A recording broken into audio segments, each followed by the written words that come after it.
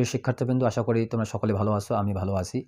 আজকে তোমাদের সামনে টেন্স নিয়ে এক কথা বলবো। তোমরা জানো টেন্স নিয়ে আমরা এর আগে একটি ভিডিও করেছি। আজকে আরও একটি ভিডিও করব তোমাদের জন্য, টেন্স যেন সহজে বুঝতে পারো, যার কারণে আজকে টেন্স নিয়ে কথা বলবো। মূলত টেন্স, তবে টেন্সের ভিত্তিটা বা শুরুটা আমরা কথা বলেছি, প্রেজেন্ট ইনডিফিনিট নিয়ে কথা বলছি। আজকে আমরা পাস্ট ইনডিফিনিট নিয়ে কথা বলবো, এবং সেই পাস্ট ইনডিফিনিট এবং প্রেজেন্ট ইনডিফিনিট এই দুইটাকে আমরা কম্পেয়ার করব, কোন জায়গায় এর তফাৎটা আছে। তো আসা যাক, past indefinite tense. Past indefinite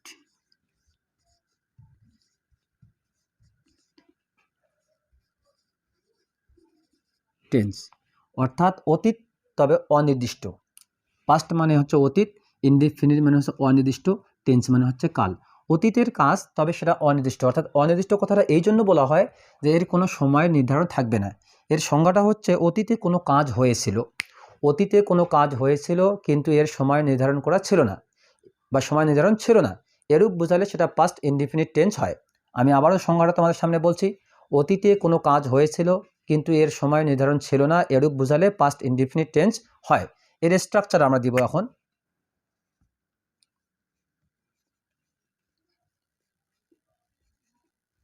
structure, subject অবশ্যই লাগবে, সাবজেক্ট। তারপরে আমরা বলেছিলাম ভার্বের পাস্ট ফর্ম, এটাকে আমরা সহজে লিখি VP2। VP2 দেখলে তুমি বলবা ভার্বের পাস্ট ফর্ম, VP1 বললে তুমি বুঝবা ভার্বের প্রেজেন্ট ফর্ম। এবং আমরা যদি আমাদের ভিডিওগুলোতে লিখি VP3, তাহলে তুমি অবশ্যই বুঝবা বা তোমরা বুঝে নিবা যে এখানে ভার্বের পাস্ট পার্টিসিপেল ফর্ম বলা হয়েছে। অর্থাৎ আমি তোমাদেরকে সহজে বুঝে দিতে পারি যে VP1 ভার্বের প্রেজেন্ট ফর্ম, VP2 ভার্বের পাস্ট ফর্ম এবং VP3 ভার্বের past participle form plus extension.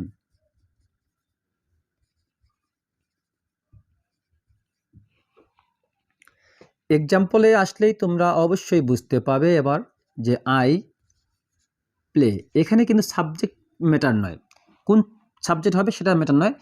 Present ইনডিফিনিটে যেমন subject third person singular number একটা ম্যাটার ছিল, এখানে কিন্তু সাবজেক্ট কোনো ম্যাটার নয়। এখানে তোমার দেখতে হবে সাবজেক্ট দিলাম আমরা, এইখানে প্লেট দিলাম, আই প্লেড ফুটবল।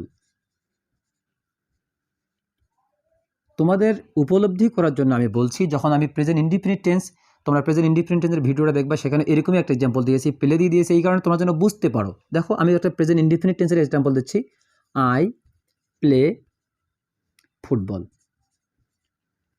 তুমি একটু গভীরভাবে যদি মনোযোগ দাও এবং এর আগের ভিডিওটা দেখে থাকো, তাহলে তুমি অবশ্যই বুঝে ফেলছো পার্থক্যটা ঠিক এইটা জায়গায়, যে সাবজেক্টের পরে যদি ভার্বের প্রেজেন্ট ফর্ম থাকে তাহলে সেটা প্রেজেন্ট ইনডিফিনিট টেন্স, আর সাবজেক্টের পরে যদি ভার্ব এর পাস্ট ফর্ম থাকে তাহলে সেটা পাস্ট ইনডিফিনিট টেন্স। তাহলে দেখো তো দুটোর মধ্যে তফাৎটা কোন জায়গায়, এখানে সাবজেক্ট আছে, এখানে অবজেক্ট আছে, এখানে সাবজেক্ট আছে, এখানেও অবজেক্ট আছে। এই ভার্বটা যে আছে, ভার্ব এখানেও আছে এখানেও আছে, কিন্তু দেখো এখানকার ভার্বেরটা হচ্ছে প্রেজেন্ট ফর্ম আর এটা হচ্ছে ভার্বের পাস্ট ফর্ম। তো ভার্বের যদি সাবজেক্টের পরে ভার্বের পাস্ট ফর্ম হয় তাহলে সেটা পাস্ট ইনডিফিনিট টেন্স, আর সাবজেক্টের পরে যদি ভার্বের প্রেজেন্ট ফর্ম হয় তাহলে সেটা হচ্ছে প্রেজেন্ট ইনডিফিনিট টেন্স। তাহলে তুমি অবশ্যই বুঝে ফেলছো যে পার্থক্যটা শুধুমাত্র একটি জায়গায়, সেটা হচ্ছে কি ভার্বে, ভার্বের পাস্ট তার মানে পাস্ট ইনডিফিনিট, ভার্বের প্রেজেন্ট প্রেজেন্ট তার মানে প্রেজেন্ট ইনডিফিনিট টেন্স। আশা করি বিষয়টা তুমি অবশ্যই তোমরা বুঝতে পারতেছো। এখন দেখো আমরা এখানে আরও একটা এক্সাম্পল দেব, যে আই, যদি আমরা ওখানে রাইট দিয়েছি, এখন রোড এ পোয়েম, এর মানে হচ্ছে আমি একটি কবিতা লিখেছিলাম। দেখো আমরা এখানে ভার্বের পাস্ট ফর্ম ব্যবহার করেছি। তোমরা অবশ্যই জানো যে রাইট এটা হচ্ছে প্রেজেন্ট, এর পাস্ট হচ্ছে কিন্তু রোড। প্রেজেন্ট ইনডিফিনিট টেন্স লিখতে গেলে তোমাকে এটা লিখতে হবে, আর পাস্ট ইনডিফিনিট টেন্স লিখতে গিয়ে তোমাকে এটা লিখতে হবে। ঠিক ওইরকমভাবে প্লে, তুমি দেখো প্লে আমরা লিখেছি, প্লে হচ্ছে প্রেজেন্ট, আর পাস্ট কিন্তু হচ্ছে প্লেট। এই যে দেখো, অর্থাৎ পাস্ট ইনডিফিনিট আমরা প্লেট দিয়েছি, কিন্তু প্রেজেন্ট ইনডিফিনিট আমরা শুধুমাত্র প্লে দিয়েছিলাম। এর মানে তুমি অবশ্যই বুঝতে পারতেছো যে প্রেজেন্ট ইনডিফিনিট টেন্সে ভার্বের প্রেজেন্ট ফর্ম হবে এবং পাস্ট ইনডিফিনিট টেন্সে ভার্বের পাস্ট ফর্ম হবে।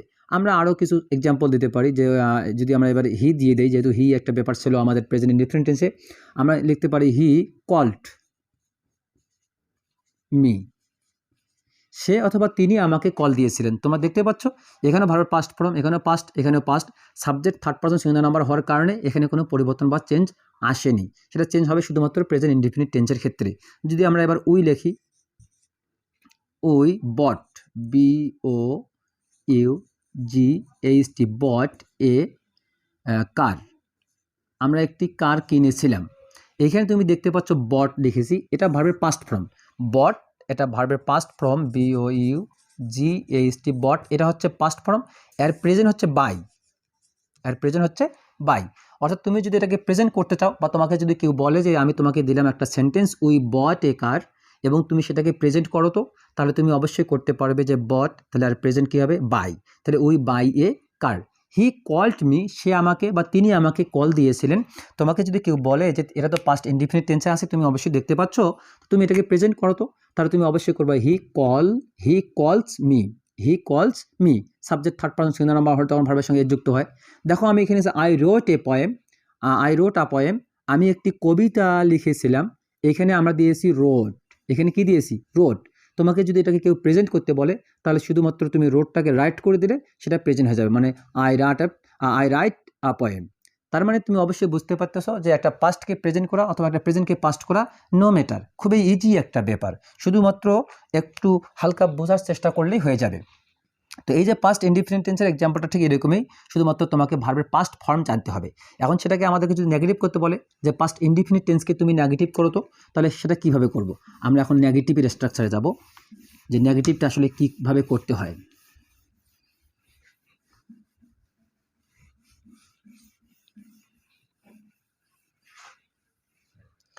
পাস্ট ইনডিফিনিট টেন্সকে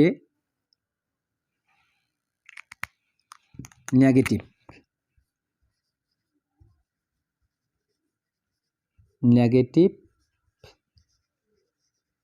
করার নিয়ম।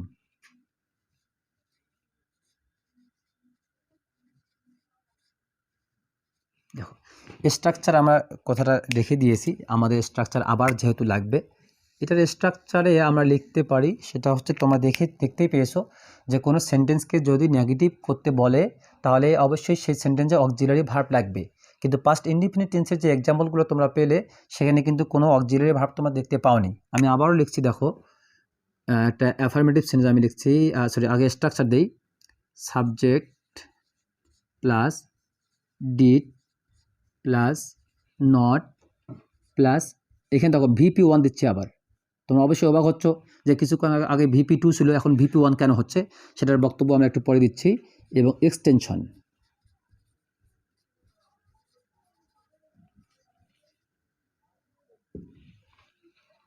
আমরা একটি এক্সাম্পলের মাধ্যমে আসি।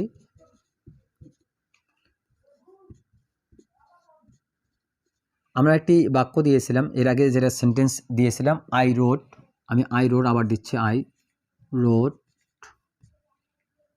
A poem. প্রিয় শিক্ষার্থী, তোমাকে এটাকে নেগেটিভ করতে বলা হয়েছে, কিন্তু অর্থাৎ তোমাকে নেগেটিভ করতে হবে। তো এর আগে আমি তোমাদের বলেই ফেলেছি যে যদি কখনো কোনো সেন্টেন্সকে নেগেটিভ করতে বলে, তার মানে নাবোধক করতে বলে, তাহলে সেখানে তোমাকে নট বসাতে হবে, তোমাকে নট দিতে হবে। কিন্তু নট যে শব্দটা আছে, এই নট কিন্তু অক্সিলারি ভার্ব ছাড়া আবার একা একা বসতে চায় না। ওকে বসাতে গেলে অবশ্যই তোমাকে একটা অক্সিলারি ভার্ব দিতে হবে। কিন্তু তুমি বলো তো, এখানে কি কোনো অক্সিলারি ভার্ব আছে? আই রোড আ পোয়েম, এখানে কিন্তু কোনো অক্সিলারি ভার্ব নেই। সুতরাং তোমাকে অক্সিলারি ভার্ব একটা হায়ার করতে হবে। সেটার কন্ডিশন দেওয়া আছে, সেটা হচ্ছে কি, প্রেজেন্ট ইনডিফিনিট টেন্সে অক্সিলারি ভার্ব হিসাবে তোমাকে ডু এবং ডাস নেওয়ার ক্ষেত্রে স্বাধীনতা দেওয়া হয়েছে। ঠিক পাস্ট ইনডিফিনিট টেন্সের ক্ষেত্রেও কিন্তু তোমাকে ডিড নেওয়ার একটা স্বাধীনতা দেওয়া হয়েছে। এই যে এইখানে তোমাকে বাউন্ডিং করে রাখা হয়েছে, বাউন্ডিংটা কি, প্রেজেন্ট ইনডিফিনিট টেন্সে তুমি অক্সিলারি ভার্ব হিসেবে ডু অথবা ডাস নিতে পারো, আর পাস্ট ইনডিফিনিট টেন্সে তুমি শুধুমাত্র ডিড নিতে পারো। এর বাইরে যদি তুমি অন্য কোনো অক্সিলারি ভার্ব নিয়ে আসতে চাও, তাহলে সেটা খুবই ভুল হবে। তো দেখো তো, সাবজেক্টের পরে ভার্বের পাস্ট ফর্ম, তাহলে অবশ্যই সেটা পাস্ট ইনডিফিনিট টেন্স। এখন পাস্ট ইনডিফিনিট টেন্সকে যদি নেগেটিভ করতে বলে, তাহলে আমরা কী লিখব, আই, এবার আমরা দিব ডিড, আমরা স্ট্রাকচার দেখতে পাচ্ছি সাবজেক্ট এবং ডিড, তারপরে নট,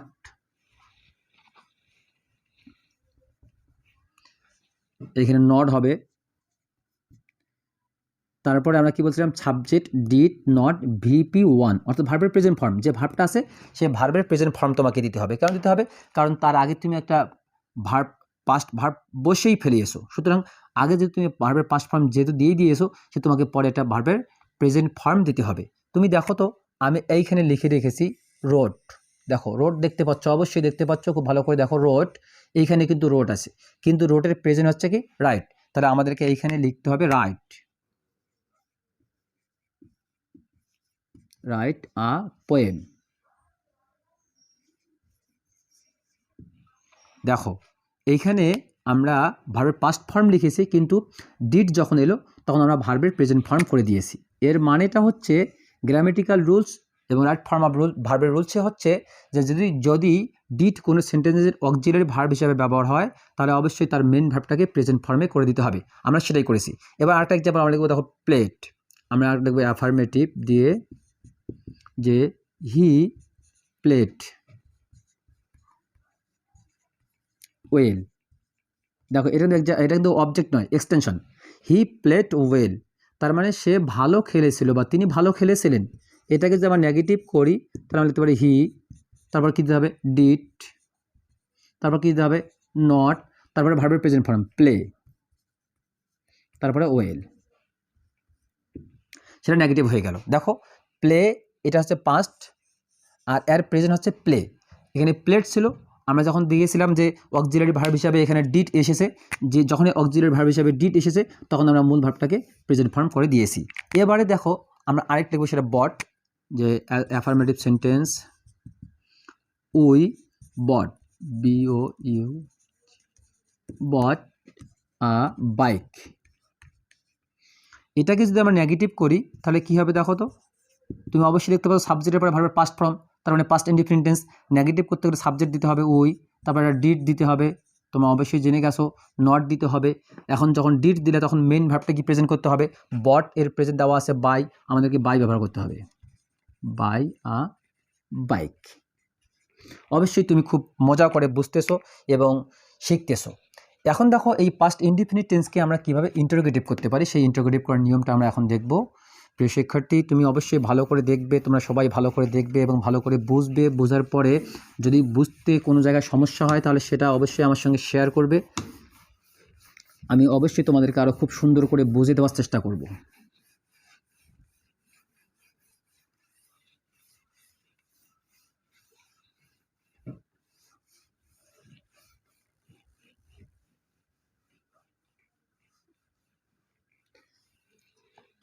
এবারে আমরা দেখব পাস্ট ইনডিফিনিট টেন্সকে কিভাবে ইন্টারোগেটিভ করে।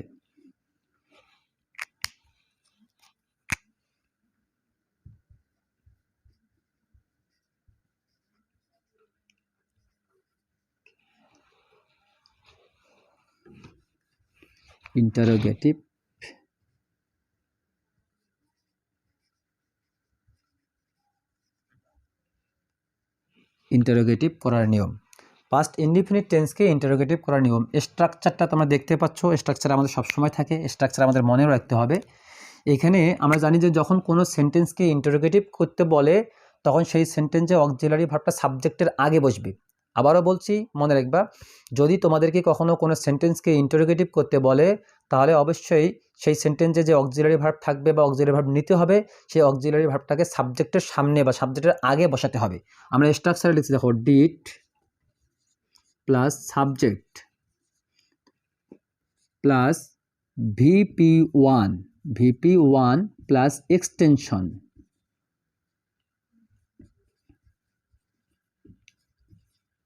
Plus question mark. আমরা একটি অ্যাসার্টিভ সেন্টেন্সের এক্সাম্পল দেব। এক্সাম্পল হিসাবে দেখো, তোমরা অবশ্যই এখন সহজে বুঝতেছো। অ্যাসার্টিভ, উই কল্ড হিম,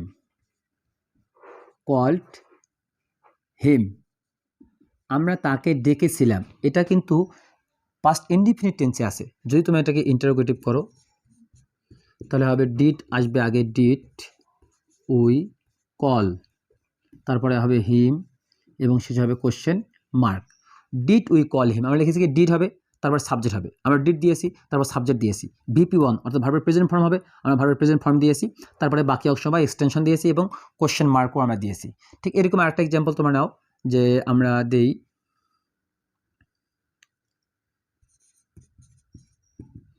দে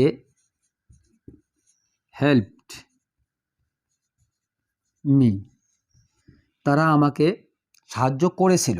এটাকে তুমি যদি ইন্টারোগেটিভ করো তাহলে হবে ডিড দে হেল্পড, আর প্রেজেন্সে হেল্প মি। মানে যদি তুমি করতে চাও তাহলে তোমাকে মানেটা এভাবে করতে হবে যে তারা কি আমাকে সাহায্য করেছিল, তারা কি আমাকে সাহায্য করেছিল। উই কল্ড হিম, আমরা তাকে ডেকেছিলাম। ডিড উই কল হিম, আমরা কি তাকে ডেকেছিলাম, মানেটা হবে আমরা কি তাকে ডেকেছিলাম। দে হেল্পড মি, তারা আমাকে সাহায্য করেছিল। ডিড দে হেল্প মি, তারা কি আমাকে সাহায্য করেছিল। এরপরে দেখো আমরা এটাকে একটু ইন্টারোগেটিভ নেগেটিভ করে দেখে দিই এই জায়গাতে। দেখো প্রিয় শিক্ষার্থী, আসলে ইন্টারোগেটিভ নেগেটিভটা খুব কঠিন কিছু নয়, শুধু একটু অনুধাবন করতে পারলে হবে। যেটা তুমি ইন্টারোগেটিভ করেছো ওখানে সাবজেক্টের আগে অথবা সাবজেক্টের পরে যদি তুমি নট বসাও তাহলে সেটা নেগেটিভ হয়ে যাবে। আবারও বলছি, যেটাকে তুমি ইন্টারোগেটিভ করতে পেরেছো বা করে ফেলেছো সেই ইন্টারোগেটিভের অক্সিলারি ভার্বের পরে অর্থাৎ সাবজেক্টের আগে অথবা সাবজেক্টের পরে তুমি যদি নট বসাও তাহলে সেটা অবশ্যই ইন্টারোগেটিভ নেগেটিভ হয়ে যাবে। আমি তোমাদেরকে এই সেন্টেন্সটাকেই ইন্টারোগেটিভ নেগেটিভ করে দেখাচ্ছি।